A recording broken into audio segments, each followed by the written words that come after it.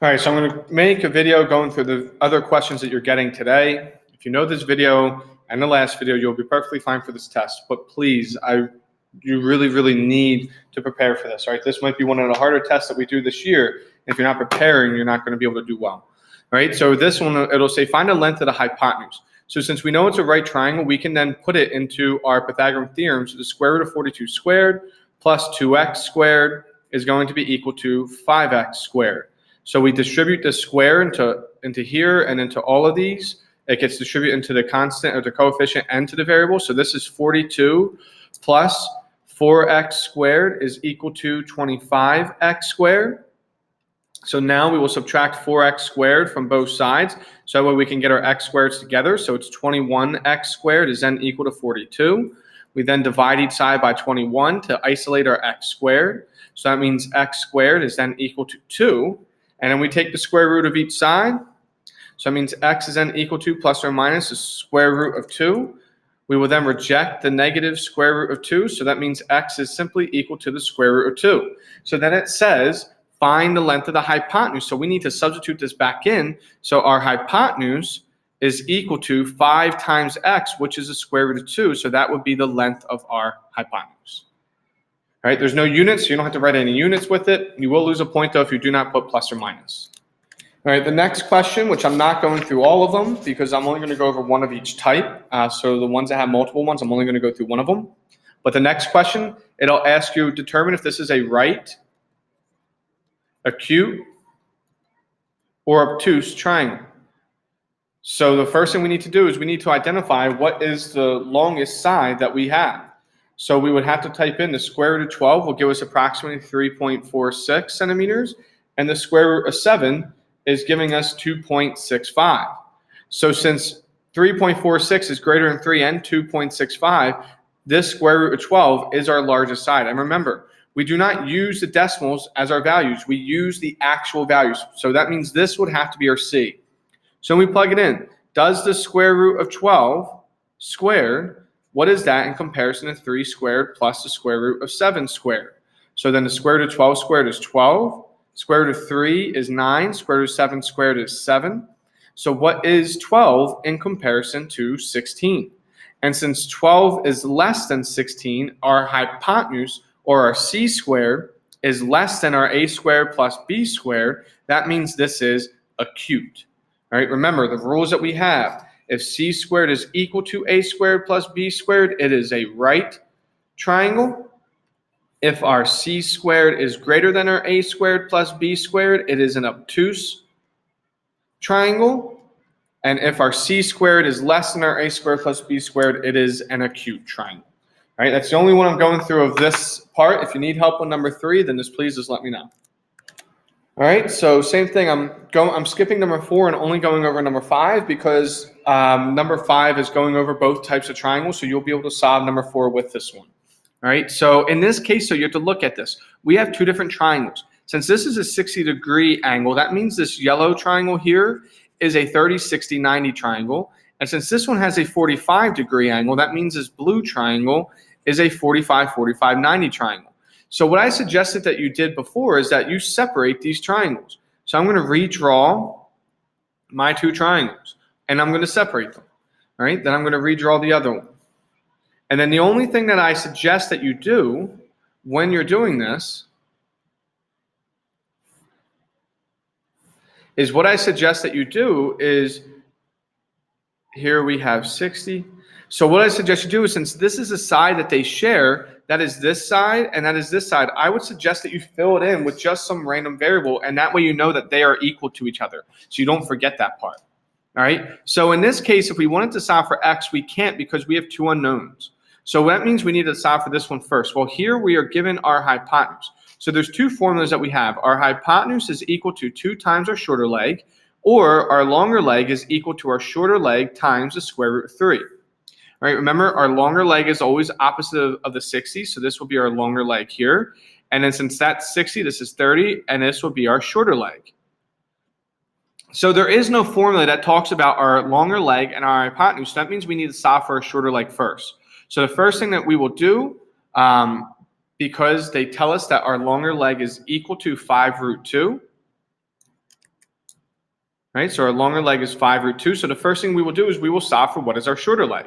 So I'm going to plug this in. Our longer leg is equal to 5 root 2. Our shorter leg times the square root of 3. So now in order to solve for a shorter leg, we will divide each side by root 3.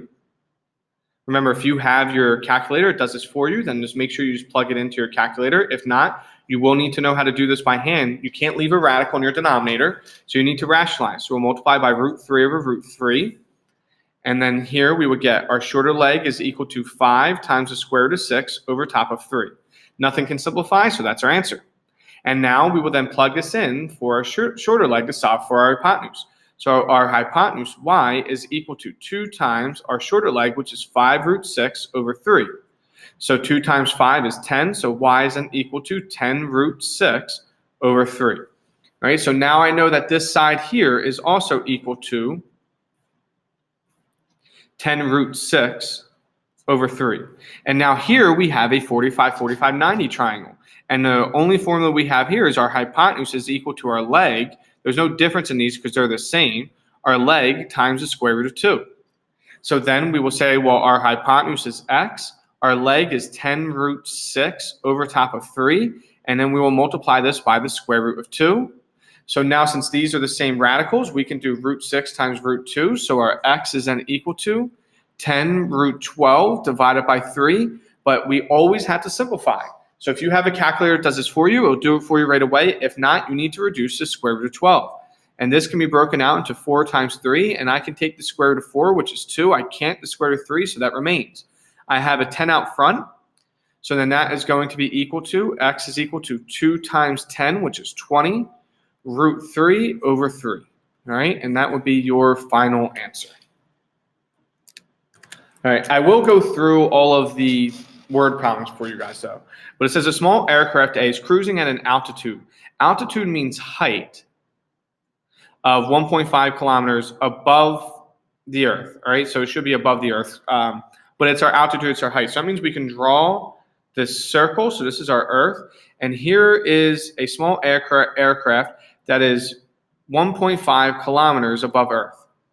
It tells us that the Earth's radius is approximately 6,400 kilometers. So here is our Earth's radius, that is 6,400.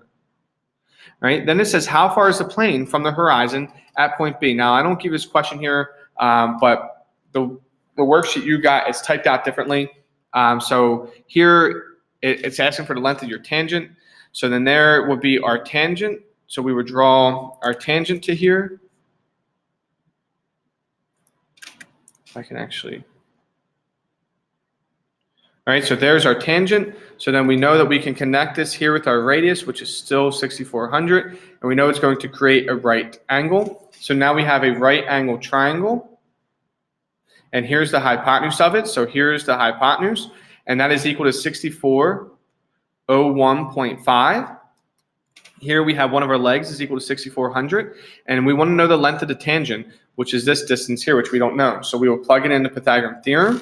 So it'll then be d squared plus 6,400 squared is equal to 6,401.5 squared.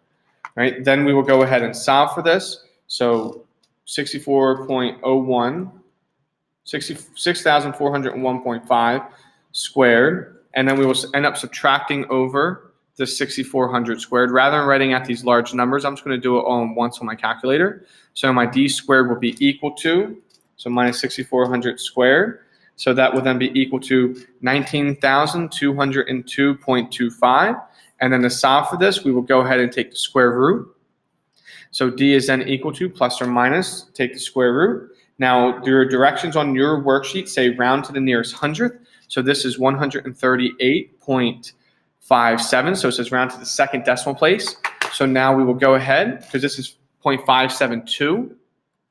So we will then reject the negative. And since this is less than 5, this one will round to our d is equal to 138.57 kilometers. Right? Do not forget your units and do not forget your plus or minus. If a softball diamond has side lengths of 30 meters, determine the distance a fielder must throw from second base to reach home base. So here's second base. They're throwing from here and they're trying to reach home base. So this distance creates this right angle triangle. So now we have a right angle triangle.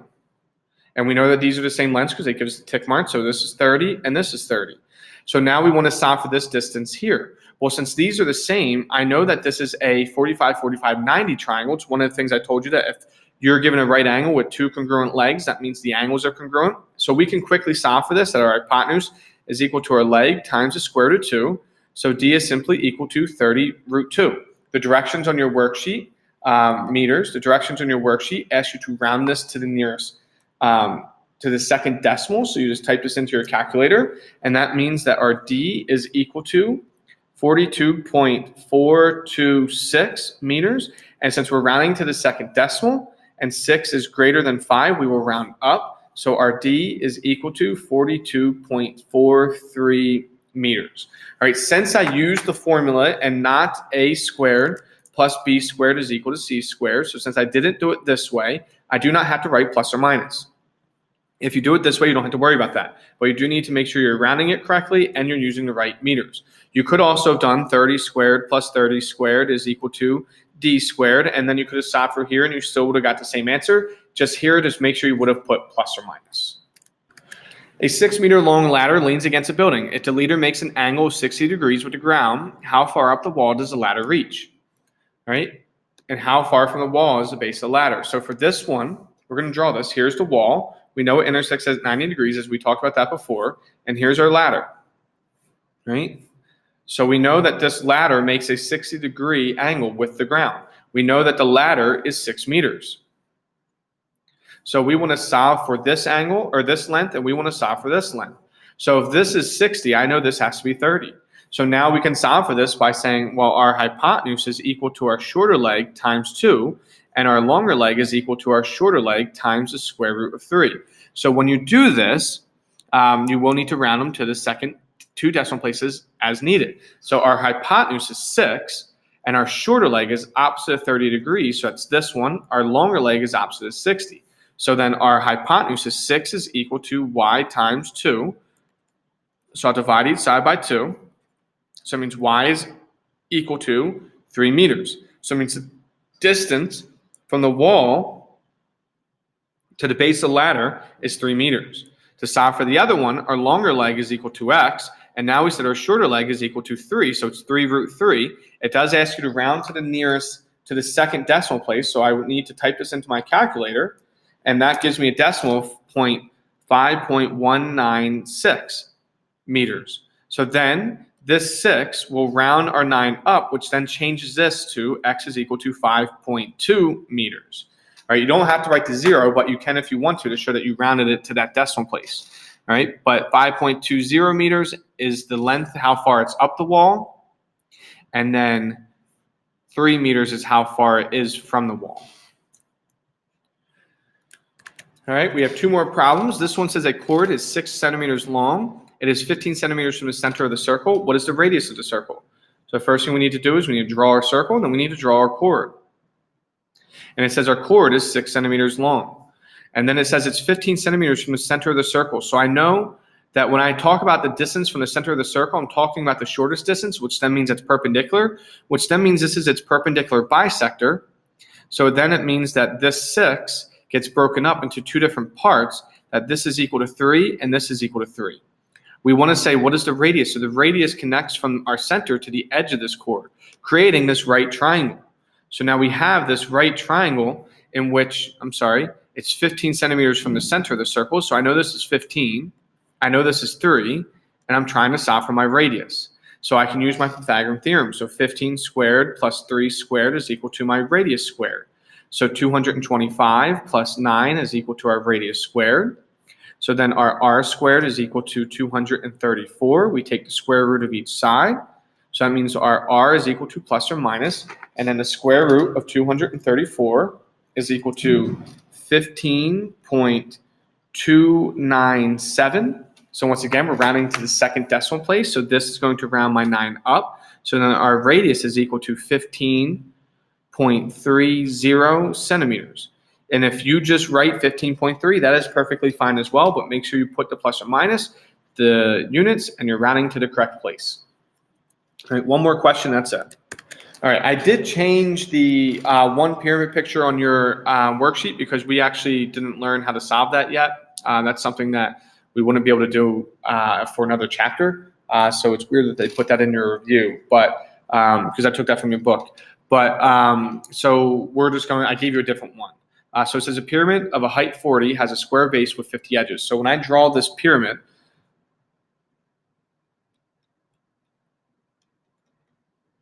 all right, when I draw this pyramid,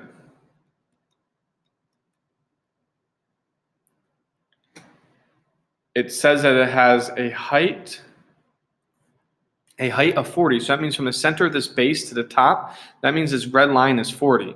And it says that its base has 50 edges. So that means these black lines down here are 50. So if I want to find the slant, determine the length of the slant edge.